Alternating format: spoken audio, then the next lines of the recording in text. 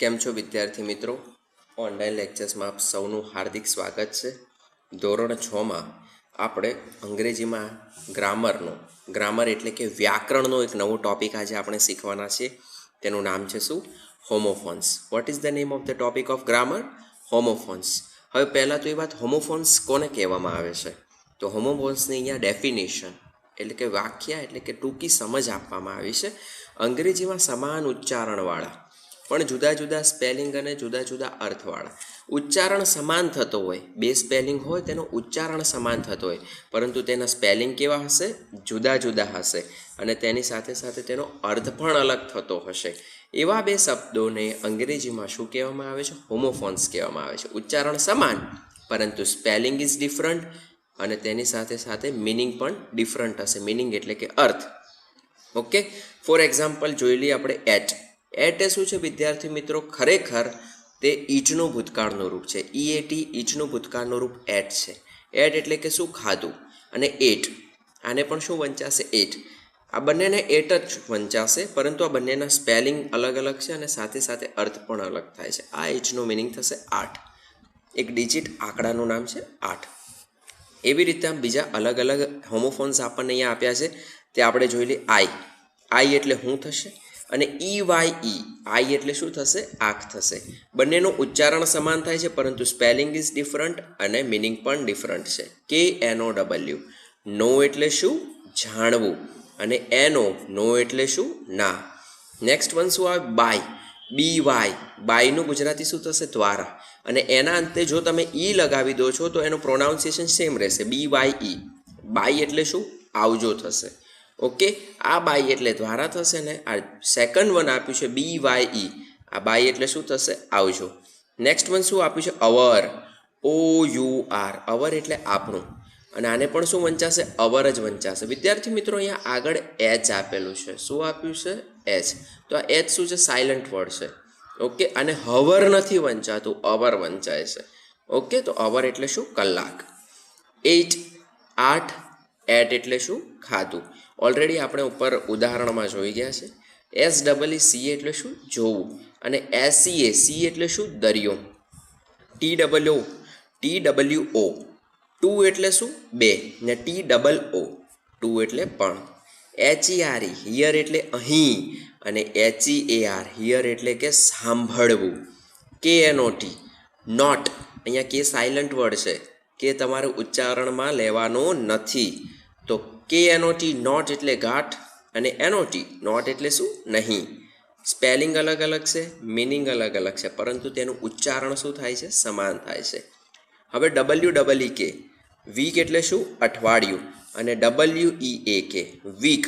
આનો પણ ઉચ્ચારણ શું થશે? વીક જ થશે, પરંતુ મિનિંગ શું થશે? નબળું. એક વીક એટલે કે અઠવાડિયું અને બીજું વીક એટલે કે શું? નબળું. RIGHT, રાઈટ એટલે કે શું? જમણું. રાઈટ એટલે સાચું પણ થશે. રાઈટના બે મિનિંગ થશે અહીંયા. જમણું, રાઈટ હેન્ડ એટલે કે જમણો હાથ. અને રાઈટ એટલે સાચું. WRIT, રાઈટ એટલે કે શું થશે? લખવું. SON, સન એટલે દીકરો અથવા પુત્ર. અને SUN, સન એટલે કે શું? સૂર્ય. તો અહીંયા 12 હોમોફોન્સ આપ્યા છે અલગ અલગ, જેની તમને યાદી એટલે કે લિસ્ટ અહીંયા આપ્યું છે. હવે આપણે તેના આધારે એક્ટિવિટી સોલ્વ કરીશું. શું સોલ્વ કરીશું? એક્ટિવિટી. જોઈએ આપણે એક્ટિવિટી. શું આપ્યું છે એક્ટિવિટીમાં?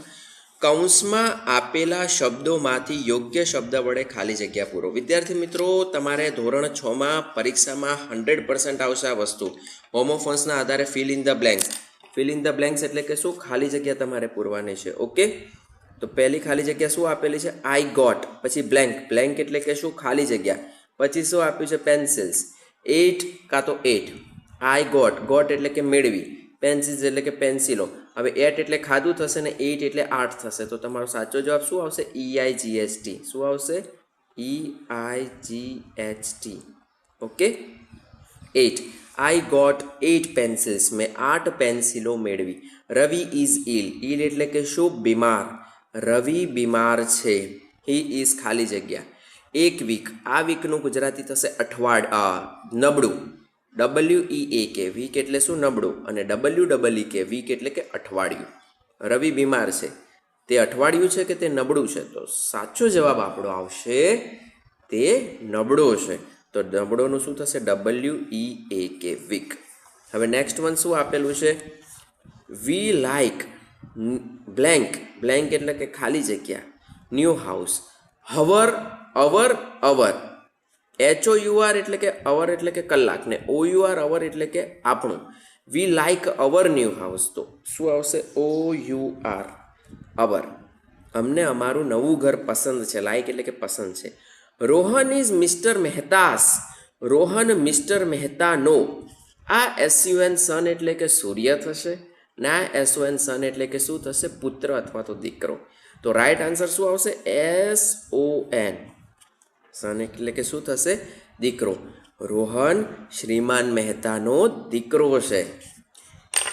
પછી શું આપેલું છે? Can you blank the blackboard? C અને સી. ઓકે, આ SCAC એટલે કે શું થશે? દરિયા કિનારો થશે વિદ્યાર્થી મિત્રો. અને આ SEA એટલે દરિયો થશે, ને આ SEC એટલે કે શું થશે? જોવું. Can you see the blackboard? જો કેનનું ગુજરાતી શું થશે? શકવું. યુ એટલે તમે, સી એટલે કે જોઈ, ને ધ બ્લેકબોર્ડ એટલે કે કાળા પાટિયાને. શું તમે કાળા પાટિયાને જોઈ શકો છો? છઠ્ઠું, 6 number. Do you blank Hindi? KNOW, નો. આ નો એટલે કે શું? જાણવું થશે. ના નો એટલે કે ના થશે. Okay. Do you know Hindi? તો KNOW. શું તમે હિન્દી જાણો છો? Do you know Hindi? શું તમે હિન્દી જાણો છો? ધ ટ્રેન ઇઝ 1 ખાલી જગ્યા લેટ. હવે તમને આપ્યું છે 2 અવર આપ્યા. 1 અવર એટલે કલાક અને બીજું અવર એટલે કે આપણું. ટ્રેન આપણી મોડી છે કે ટ્રેન 1 કલાક મોડી છે? તો શું આવશે? ટ્રેન 1 કલાક મોડી છે. કલાક એટલે શું? અવર. નેક્સ્ટ વન શું આવે? Can you blank in English? કેનનું ગુજરાતી થશે શકવું. રાઈટ એટલે કે સાચું, અથવા તો ખરું, અથવા તો જમણું થશે. અને આ રાઈટ એટલે કે શું થશે? લખવું. Can you write in English? તો શું આવશે આન્સર? WRITE. શું તમે અંગ્રેજીમાં લખી શકો છો? રાઈટ એટલે કે શું? લખવું. શું તમે અંગ્રેજીમાં લખી શકો છો? Are you hungry? હંગ્રી એટલે કે શું? ભૂખ્યા. શું તમે ભૂખ્યા છો? TWO. આ ટુ એટલે પણ બંને થશે, ને TOO એટલે પણ થશે. આનું TWO ટુનું 2 થશે, અને TOO પણ થશે. તો આ રાઈટ આન્સર આવશે 2. શું તમે પણ ભૂખ્યા છો? Are you hungry too? TOO ટુનું ગુજરાતી પણ. શું તમે પણ ભૂખ્યા છો? સોહમ ખાલી જગ્યા an apple in the morning. હવે શું આવશે? સોહમ જોડે એટ આવશે. શું આવશે? એટ. એટ એટલે કે શું? ખાધું. આ 8 એટલે કે શું? 8 થશે, ના 8 એટલે કે ખાધું. Soham ate an apple in the morning. સોહમે ઇન ધ મોર્નિંગ એટલે કે સવારમાં એન એપલ સફરજન, એટ એટલે કે ખાધું. ઓકે, બંનેના મિનિંગ સેમ છે, પર મિનિંગ ડિફરન્ટ છે, પર શું સેમ છે? ઉચ્ચારણ સેમ છે. ચાલો 11 નંબરમાં શું આપ્યું છે? Hemant will come home late. Hemant will ભવિષ્યકાળનું સૂચન કરે છે. હેમંત વિલ કમ એટલે કે હેમંત આવશે. હોમ એટલે કે ઘરે. Next WEAK. આ વીક એટલે કે નબળું, ને આ વીક એટલે કે અઠવાડિયું. હેમંત આવતા અઠવાડિયે ઘરે આવશે. તો શું આવશે? WEEK. Okay, so our right answer is weak. The blank rises in the East.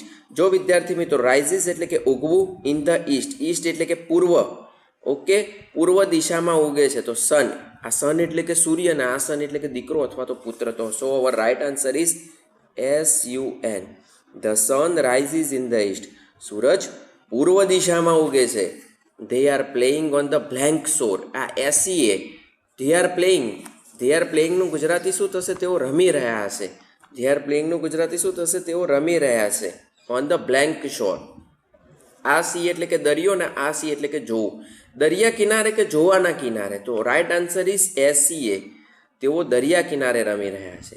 They are playing on the sea shore. Shore એટલે કે કિનારો, અને સી એટલે કે દરિયો. Blank I can not climb a tree. તો શું આવશે? અલ્પવિરામ પહેલાં નો આવશે. નો એટલે કે ના. I can not climb a tree. હું વૃક્ષ પર ચડી શકતો નથી. કેનોટ એટલે કે શકતો નથી, ને ક્લાઇમ્બ એટલે કે ચડવું. ના, હું વૃક્ષ પર ચડી શકતો નથી. ગીવ મી ખાલી જગ્યા પેન્સ પ્લીઝ. આ TOO એટલે પણ થશે ને આ TWO એટલે શું થશે? બંને.